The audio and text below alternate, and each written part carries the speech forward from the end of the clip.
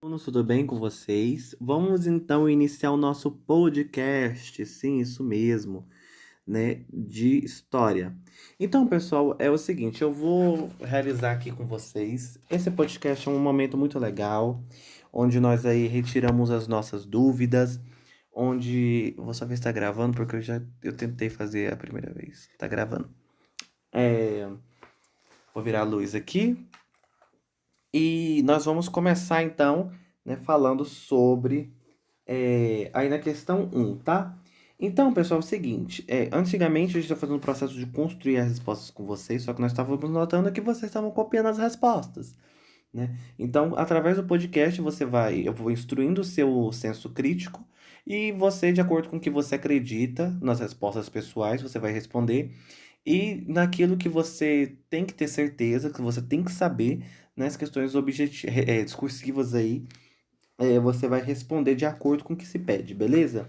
Então, na primeira questão, tá aí o seguinte: com as melhorias nos processos de produção dos alimentos, as cidades começaram a produzir excedentes. De que forma esses excedentes mudaram a organização social das cidades? Então, pessoal, nós temos que entender que é, nós estamos produzindo para comer. Vamos colocar aí de acordo aí com esse pessoal. Então, nós estamos produzindo aí para poder comer, né? Peraí, eu estou produzindo para me alimentar. Então, tecnicamente, esse excedente, eu vou fazer o quê? Eu vou trocar com quem, né? Como eu posso falar para vocês? Com quem não tem algo que eu tenho, né? Mas essa produção de excedente é muito importante a gente salientar, né, entre as cidades, né? Ou seja, esse processo de troca de mercadoria entre as cidades, né? Basicamente, eu estou falando quase a resposta para vocês aqui. Daí nós temos o comércio, entendeu? Que aí é formado por hoje em dia, permuta, né? Que na verdade entra na questão aí de escambo, né? Que é esse processo de troca, né? Hoje em dia as pessoas elas fazem permutas, blogueiras aí, né? Nós seguimos. O que que é o processo de permuta, professor? É você vai lá, presta serviço e em compensação ela te divulga. Então é basicamente isso, tá? Só atualizando bem, século XXI. As primeiras cidades, dois. As primeiras cidades do mundo cresceram em razão de melhorias na produção de alimentos. Quais eram essas características geográficas desses locais e quais foram as primeiras modificações que os seres humanos fizeram na natureza para adequá-las à sua necessidade, suas necessidades? Então nós temos aí duas perguntas, né? A primeira, né, que fala sobre a questão das cidades, do qual é a razão, né, da melhoria, né, na produção de alimento e quais eram as características geográficas, né, desses locais, né? Sendo assim, então, quais foram, né, as primeiras modificações? Nós temos que lembrar que as primeiras cidades, elas surgiram, né, ali no litoral à beira de grandes rios. Eu já falei para vocês isso. Lembra que eu falei, pessoal, sempre que uma sociedade ela começa à beira de rios. Por quê? Nós temos alimento, né? A terra geralmente ela é fértil. Os animais, eles vão ali, né, degustar, beber um pouquinho daquela água, eu vou dar uma flechada nele, já é meu almoço. Então é basicamente isso, né? Depois disso, eles se estabeleceram em locais, né, onde eles já dominavam ali algumas tecnologias, né, favorecendo a agricultura, né, a capacidade de armazenar água e canalizar essa água, beleza? Questão 3. O texto a seguir relata uma importante descoberta para a história da Mesopotâmia, ocorrida em 2013. Leia essa reportagem em seguida, faça o que se pede. Então, pessoal, é o seguinte, você vai ler essa reportagem aí, né, da descoberta do Jardim Suspenso da Babilônia, e você vai pausar esse vídeo agora, porque se eu ler isso aqui, nós vamos ficar 3 anos aqui, tá? Então, você vai pausar ele e vai responder as questões. Pode pausar. Pausou? Vamos lá, então.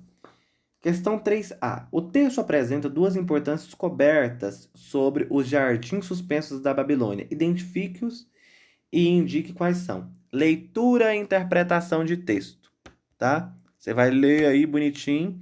Leitura e interpretação de texto, tá? Eu não posso sair daqui, hein, gente. Vamos lá. Eita. Não, não é isso. Como que eu faço para trocar? Oxe. Volta pra foto. Isso. Ó, leitura e interpretação de texto, tá? A primeira aí, ó. Então você vai ler no texto e você vai identificar, né? Que descoberta foi essa? Será que essa descoberta tem alguma coisa a ver com a localização dos jardins suspensos, né? E uma nova informação sobre, né, quem mandou construir? Será? Tá aí, né, gente? B. De que forma essas descobertas eram, né, foram possíveis? E aí, com base na sua leitura, você vai descobrir, né, que forma aí essa descoberta ela foi possível, beleza? C. Explique as características do trabalho do historiador e da construção da história na situação acima. Então, essa já é um pouco mais complexa, tem a ver com leitura e interpretação, assim como A e B, mas contudo eu vou dar uma colherzinha de deixar para vocês, sabe? Aquela coisa mais tranquila. Então, a C, pessoal, ela espera o que de você? Que você aí analise os vestígios, né? Que você possa aí ler o texto e através disso, né, você possa identificar que o trabalho, né, de um historiador é o quê? É analisar os vestígios, né, deixados pelo ser humano, né? Que o quê? Que foram cobertos aí através do tempo, né?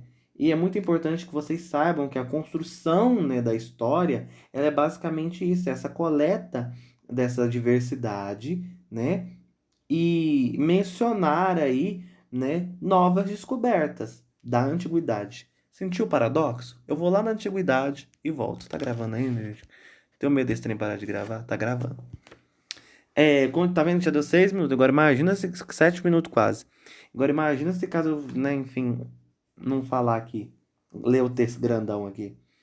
4. O código de Hammurabi, né, ocorrido pelos babilônicos, foi importante para a construção da sociedade como conhecemos hoje. Explique o que é e de que se trata esse documento. Então a questão 4 está perguntando, né, que código é esse, de que, né, o que é e de que se trata. Então nós temos que lembrar que esse código ele nada mais é do que um conjunto de leis, né, que regulamentavam ali as relações entre os cidadãos, né, da sociedade babilônia. Vocês lembram? Então eram questões abordadas, as questões, né, eram abordadas por volta de relações familiares, propriedade, herança, escravidão, né? E por fim, o direito penal, tá? Questão 4. Questão 5. Cite qual era a especialidade econômica dos povos fenícios e explique como esse saber contribuiu para seu cotidiano. Então, através disso, nós temos o que aí? Nós temos que lembrar, né, dos povos fenícios, tá? Nós lembraram que eu vim aqui vestido de roxo, enfim, tal. Então, o que essa questão está perguntando? Nós temos que lembrar, pessoal, que os fenícios, eles eram o quê? Especialistas em navegação, né? E com isso eles podiam fazer o quê? Transitar, o trânsito, pessoal, entendeu? Se relacionar aí através do mar Mediterrâneo com outras colônias, tá? E com isso eles fundaram outras colônias, tanto ilhas e, enfim, na região costeira aí do mar Mediterrâneo, beleza? Então, através disso, eles conseguiram aí proporcionar, além de um conhecimento, né, essa proporção aí gerou também, né, a possibilidade de novas colônias referente aos fenícios, essa expansão. Na questão 6 está perguntando, né, qual foi. Deixa eu tirar aqui. Devia ter até tirado o WhatsApp, mas enfim. Na questão 6 está perguntando qual foi, de fato, é, o principal motivo de que Dário dividisse o império de satrápias, tá? Pessoal, às vezes tem uns nomes complicados aqui, mas, né, enfim, vamos lá. Então, qual foi o principal motivo? Nós temos que lembrar que Dário, lembra lá do Dário, né, que dividiu o império, Sartápria, Satrápia, né? Para poder o quê? Administrar melhor, em decorrência, né, da sua grande extensão. Então é basicamente isso. Nós temos que saber para responder essa questão. Sétima e penúltima questão. Explique a seguinte afirmação. As religiões foram de grande importância na organização social dos povos antigos? Será, né? Será que os zigurates eles eram importantes? Aí cabe, né, você se relembrar aí. Só dei uma dica dos zigurates.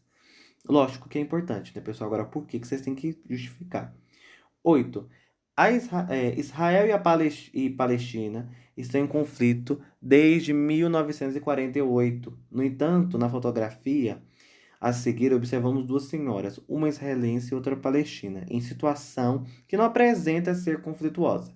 Explica a mensagem que a fotografia transmite e leve hipóteses sobre qual foi a intenção do fotógrafo, né? Então, qual foi esse pedido aí, pessoal? Essa foto aí, ela basicamente é um pedido de paz, né? É uma demonstração de que, peraí, por mais que nós somos diferentes, nós podemos existir e coexistir no mesmo espaço. Tá bom, pessoal? Eu peço desculpa a vocês devido à questão do podcast. Infelizmente, estou ainda com meu problema no meu notebook, tá? Então, com isso, eu estou fazendo tudo aqui pelos meus recursos. E às vezes aparece um fantasminha, às vezes volta aí, mas espero que vocês tenham entendido bem, tá? A foto é essa daí. Pessoal, um abraço para você. Eu te vejo aqui no nosso próximo encontro histórico. Tchau, tchau.